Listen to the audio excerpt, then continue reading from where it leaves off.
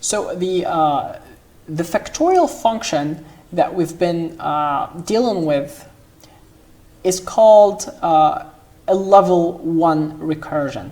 Okay, it's called a level 1 recursion. Why is that? Because every factorial function, factorial of n, uses itself only once. So every factorial function calls itself once. That's why it's called level 1, order 1. Okay, so this factorial, this recursive call is order 1 because every problem calls itself one time. It's true that the subproblem also calls itself one time, but this is considered to be order 1. Okay? Now there are other forms of recursion where the function calls itself more than once. And the famous example for that is the Fibonacci sequence. All right, let's start with what is a Fibonacci sequence. Fibonacci is basically a sequence where we have the two terms equals, the two first terms equals 1, but then every term equals the sum of the two previous terms. So the term, this third term here equals 1 plus 1, that's 2. And the next term equals 1 plus 2, that's 3. And the next term equals 2 plus 3, that's 5. And then 5 plus 3, that's 8. And then 8 plus 5, that's 13. And then 13 plus 8, that's it'll be 21, and so on. So this is the Fibonacci sequence. Fibonacci, I'm not sure if I spelled it correct, but this is the Fibonacci sequence, okay? And it goes forever, of course. Now, because every term is defined by the sum of the two previous terms, then it's clear that this could be written as a recursive relation. So Fibonacci's, the Fibonacci's of n equals Fibonacci's of n minus 1 plus Fibonacci of n minus 2. Okay? And that is for all n bigger than 1. And for n less than or equals to 1, so for n less than or equals to 1, the Fibonacci would equal 1. That's for all n less than or equals to 1. So if n equals 0 or n equals 1, then the Fibonacci equals 1. Otherwise, Fibonacci's of n equals Fibonacci's of n minus 1 plus Fibonacci's of n minus 2. Okay, so let's, just from this relationship, just from this recurrence relation, let's try to write a simple function that computes the Fibonacci. So it'll be Fib of n, and if n is less than or equals to 1, let's say it's less than 2, for example. If it's less than 2 or less than or equals to 1 are both basically the same thing. So if n is less than 2, then we're going to return 1. Otherwise, we're going to return the Fibonacci's of n minus 1 plus the Fibonacci of n minus 2.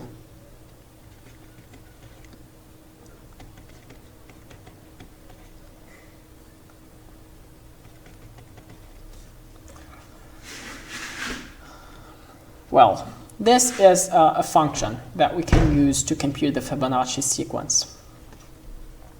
Now let's test this with an example. Let's say here we have Fibonacci of 4. We want to compute Fibonacci's of 4. So 4 is bigger than 1, so we have to calculate the Fibonacci's of 3 and the Fibonacci's of 2 and then take their sum so that we know what is Fibonacci's of 4. The same thing here, Fibonacci's of 3 is Fibonacci's of 2 and Fibonacci's of 1. And Fibonacci's of 2 is Fibonacci's of 1 and Fibonacci's of 0. Okay? Now we know that Fibonacci's of 0 by definition equals 1, and Fibonacci's of 1 equals 1, so 1 plus 1, that's 2. And we know here by definition that Fibonacci's of 1 equals 1, so this returns 1, 2 plus 1, so that equals 3. And here we have Fibonacci of 2 equals Fibonacci's of 1 plus Fibonacci's of 0. It's basically the same thing here. So that's 1, 1, 1 plus 1, that's 2. So Fibonacci's of 2 equals 2, and 2 plus 3 equals 5. So 2 plus 3. So Fibonacci's of 4 basically returns 5. And that is correct if we just do the same sequence again. So we have 1, 1, and then 1 plus 2, that's 3, and then 2 plus 3, that's 5. So 1, 2, 3, 4, 5. Well, this Fibonacci is 4 because we start at index 0. So this is the 0th element, the first element, the second, then element index 3, and then this is element at index 4. So basically that's how to compute, that's what is going to happen when you call the Fibonacci's of 4. Okay?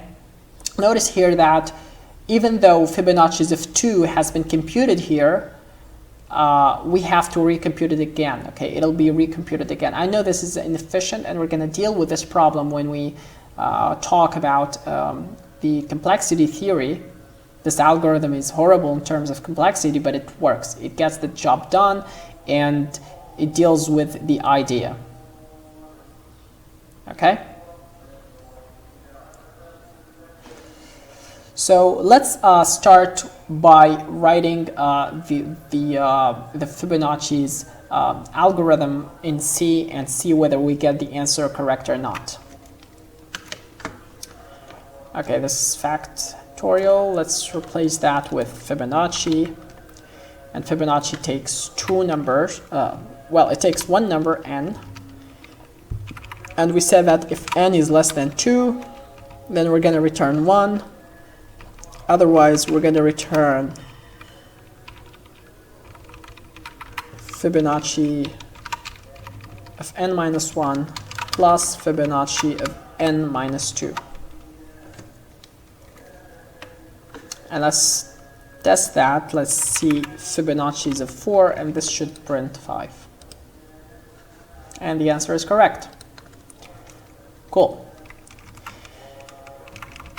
Now, basically, this recurrence relationship, this Fibonacci here, is called recursion order 2, because every function calls itself 2 times. Okay, so it calls one time, for example, f4, Fibonacci's of 4, calls itself for Fibonacci of 3, and then it calls itself for Fibonacci's of 2. So this is an order 2 recursive function.